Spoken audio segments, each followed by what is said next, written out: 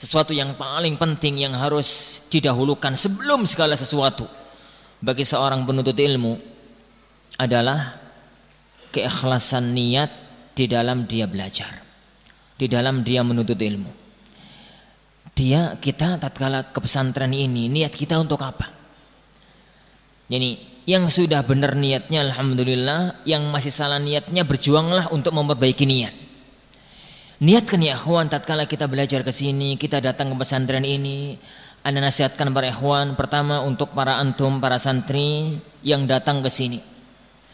Nasihat Anda yang kedua kepada para orang tua yang mendorong anaknya, menyekolahkan anaknya untuk mondok di pesantren ini. Yang ketiga bagi para asatidzah, tatkala nyemangati santri-santrinya di kelas. Semuanya ya ikhwan, Anda ingatkan satu hal yang paling pokok, keikhlasan niat dalam belajar. Atau ikhwan yang datang ke sini atas dorongan diri sendiri, ikhwan-ikhwan yang kita khusus gitu ya. Yang udah gede-gede, yang sudah tidak lagi ABG, itu udah gede-gede datang gitu ya. Datang dengan sendirinya. Ini niat tekad dengan sendirinya, enggak ada yang mendorong. Dia izin sama orang tuanya, sama keluarganya, ingin untuk mondok, ingin untuk belajar. Orang semacam itu adalah orang yang tekad dengan sendirinya. Yang kedua bagi para ikhwah yang tidak tahu menau Al-Furqan itu koyo opo. Ini tempatnya di mana? Dia itu menyerahkan urusan belajar dia kepada orang tuanya. Ditanya oleh orang tuanya, kemana nak belajarnya, terserah bapak. Atau bapaknya dorong-dorong anaknya, dibujuk, diomongi untuk mau mondok.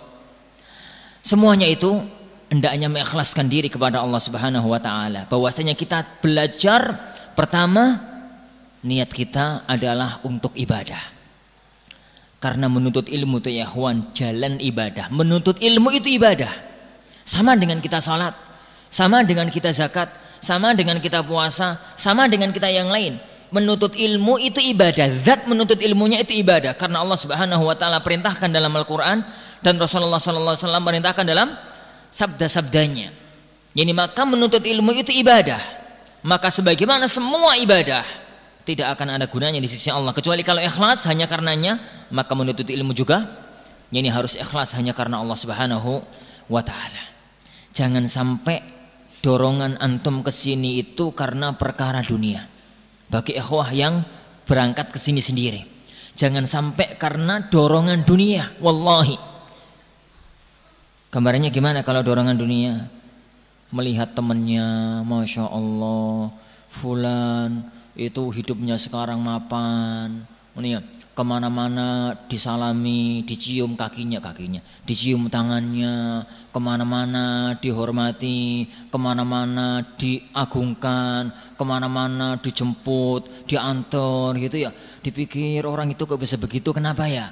Oh, asal usulnya mondok enan dia. Oh, di Al-Furqan aku mau begitu, ana mau ke sana, saya mau ke sana biar jadi orang terhormat juga. Kalau semacam itu, antum sedang menyiapkan jalan tol menuju neraka. Karena ketidakikhlasan dalam niat. Ini ya ikhwan ibadah. Jangan diniatkan yang lainnya. Jangan diniatkan untuk mendapatkan dunia. Rasulullah sallallahu alaihi wasallam bersabda, "Yani man ta'allama al-ilma mimma yubtagha bihi wajhullah la yata'allamahu illa li'aradin min ad-dunya lam yarah raihatal jannah wa inna raihatal jannati la yujadu min masirati kadza wa kadza."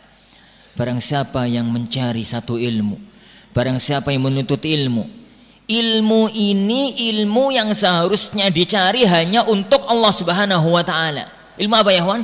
Ilmu Al-Quran dan As-Sunnah.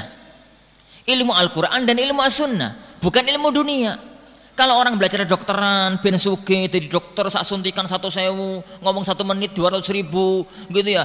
Pengen jadi orang kaya, monggo silahkan karena itu ilmu dunia. Ini belajar arsitek karena melihat ada temennya yang arsitek itu kaya raya sekali, kontrak itu 2 juta 3 juta, mencarinya adalah untuk urusan dunia, silahkan karena memang itu untuk urusan dunia. Tapi ini ilmu wahyu, ilmu Al-Quran, ilmu As-Sunnah. Jangan sampai dorongannya itu adalah dunia. Barang siapa yang mencari ilmu yang seharusnya ilmu itu mimma yubtagha bihi wajhullah, seharusnya ilmu itu dicari ikhlas hanya karena Allah, tapi orang itu tidak mencarinya kecuali hanya untuk urusan dunia. Dia menuntut ilmu itu hanya kepingin mapan dunia. Melihat temannya, Masya Allah, asalnya orang tuanya miskin, tapi karena dia sekarang jadi imam besar, meskipun di masjid yang kecil gitu ya, jadi dihormati, disediakan rumah, dicarikan istri gitu ya, jadi dinikahkan, kemudian ini, kemudian itu, dan kayaknya dia nggak kerja tapi kok mapan ya. Kenapa jadi imam? Oh, imam itu berarti enak ya hidupnya. Jadi imam masjid itu enak, hidupnya, gajinya juga tinggi. Saya mau belajar ilmu Al-Quran kah untuk biar mapan hidupnya kayak dia. Itu namanya orang belajar ilmu agama tujuannya untuk dunia. La yata'allamuhu illa li'aradi minad dunya.